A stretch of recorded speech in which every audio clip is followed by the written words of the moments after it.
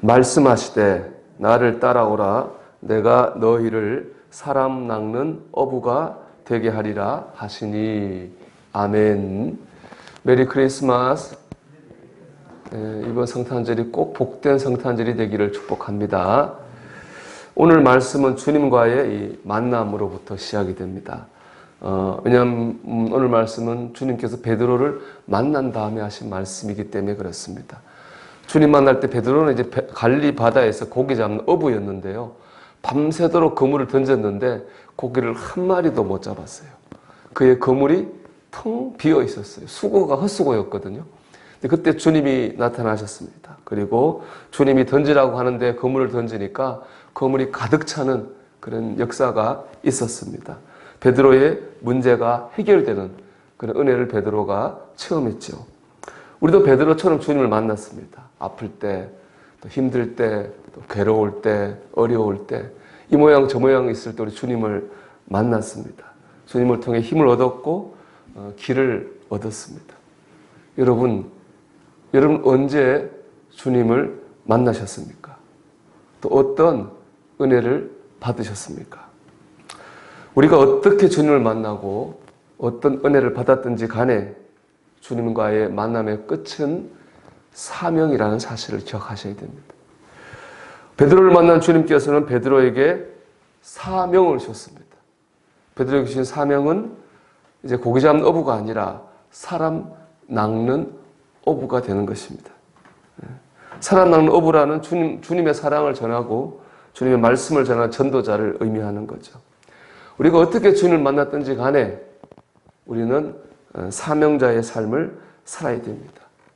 여러분 받은 은혜가 있다면 거기에 머무르지 말고 사명을 감당하시기를 바랍니다.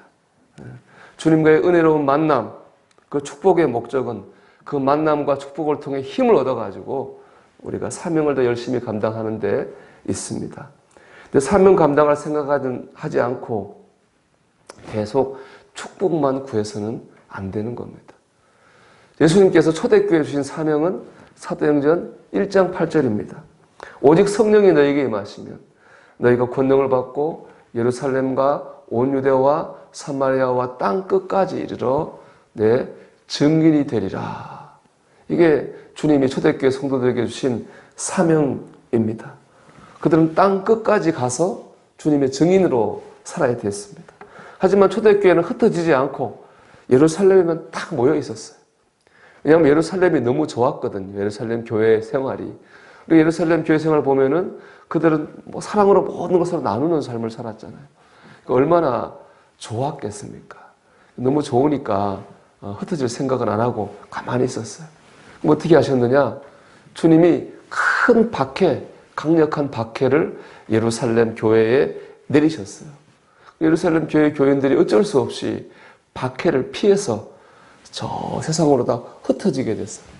흩어지면서 복음을 전했습니다. 결국에는 주님의 뜻이 이루어지게 되었습니다. 여러분, 우리가 주님의 뜻을 따르지 않고 자꾸 받은 은혜만 머무르려고 할 때, 축복만 구할 때 하나님 우리에게 고난을 주어요. 우리는 그 뜻을 감당할 수밖에 없게 하시는 겁니다. 그렇기 때문에 우리는 늘 주님의 뜻을 따라서 사명받는 자리로 나가려고 해야 됩니다. 축복과 은혜만 구해서는 안 되는 것입니다. 무엇보다 전도해야 됩니다.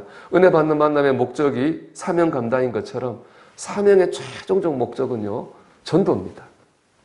사람 낚는 어부가 되어야 됩니다.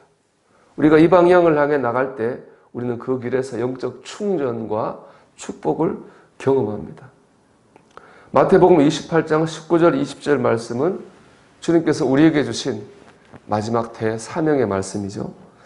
그러므로 너희는 가서 모든 민족을 제자로 삼아 아버지와 아들과 성령의 이름으로 세례를 베풀고 내가 너희에게 분부한 모든 것을 가르쳐 지키게 하라. 볼지어다 내가 세상 끝날까지 너희와 항상 함께 있으리라. 이게 주님의 마지막 말씀이에요. 앞쪽 부분은 복음을 전하는 거잖아요. 모든 민족을 가서 제자로 삼아라. 세례를 줘라. 전도하라는 말씀이에요. 뒤에 말씀 뭡니까? 주님께서 우리와 함께 하시겠다는 말씀이에요. 내가 세상 끝날까지 항상 너희와 함께 있으리라. 누가 주님과 함께 있음을 경험합니까? 사명을 쫓아서 복음을 전하려고 하는 그 사람에게 주님께서 하신 말씀이에요. 내가 세상 끝날까지 너희와 항상 함께 있으리라. 우리가 주님과 함께 있으려면은 전도자의 삶을 살아야 돼요. 또 사도행전을 보면요. 사도행전은 성령 행전이거든요. 성령이 끌고 가시는데 성령의 역사가 강하게 나타나는 부분이 있어요. 그건 뭐냐? 어떤 한계를 뛰어넘어 가지고 전도할 때 성령이 강하게 역사하세요. 먼저는 지리적 한계입니다. 예루살렘을 넘어 사마리아로 갈 때 성령이 강하게 역사하셨어요. 사마리아를 넘어 가지고 온 유대와 또 유대를 갈 때 유대를 넘어서 소아시아와 유럽으로 전도할 때 강력한 성령의 역사가 있었거든요. 또 있어요. 인종적 한계입니다. 유대인을 넘어서 이방인에게 전도할 때 강력한 성령의 역사가 일어났습니다. 그것이 바로 고넬료 가정에 일어난 성령의 역사거든요. 이것 보면 어떤 한계를 뛰어넘어서 복음을 전하려고 할 때 강력한 성령의 역사가 있었다고 하는 것을 우리가 알 수 있습니다.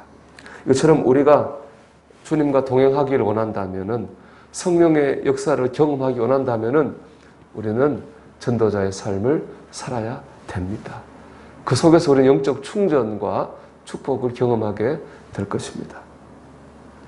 여러분 무엇보다 주님과 동행하십시오. 오늘 보면 나를 따라 이렇게 오너라 이렇게 말했잖아요. 우리 주님과 동행하는 삶을 사는 것이 전도입니다. 요즘 이제 코로나라 우리가 노방 전도도 하지 못하고 전도하기가 어렵죠. 그런데 할 수 있는 전도가 있습니다. 생활 전도입니다. 우리가 주어진 삶의 자리에서 가정에서 또 직장에서 세상에서 우리가 성실하고 열심히 사는 모습, 기쁘고 감사하게 사는 모습을 통해서 우리는 예수님을 전할 수 있습니다. 러시아의 대문호죠. 톨스토이는요. 귀족 집안에 태어났어요. 본인도 백작의 자기를 받았어요. 거기다 돈도 있었어요. 거기다 원체 글을 잘 썼잖아요. 인정을 받았어요. 교만하지 않을 수 없었습니다. 그는 모태신앙이었지만은 하나님을 믿지 않았어요. 그리고 세상의 쾌락에 빠져서 살았어요. 그런데 이제 쾌락이라고 하는 게 조금만 즐거움은 있는데 행복은 없잖아요. 그랬어요. 근데 자기만 그런 게 아니라 자기하고 어울려 사는 귀족들도 보니까 다 자기하고 똑같아요. 잠깐의 기쁨은 있는데 행복은 없는 거예요. 그런데 이분이 이 톨스토이가 보니까 귀족들과 반대로 하류민들 있죠. 농사 짓는 농부들, 또 뭐 노예들 이렇게 보는데 얼굴이 밝은 거예요. 자기들하고 달라요. 저 사람들도 왜 어려운데 얼굴이 밝지?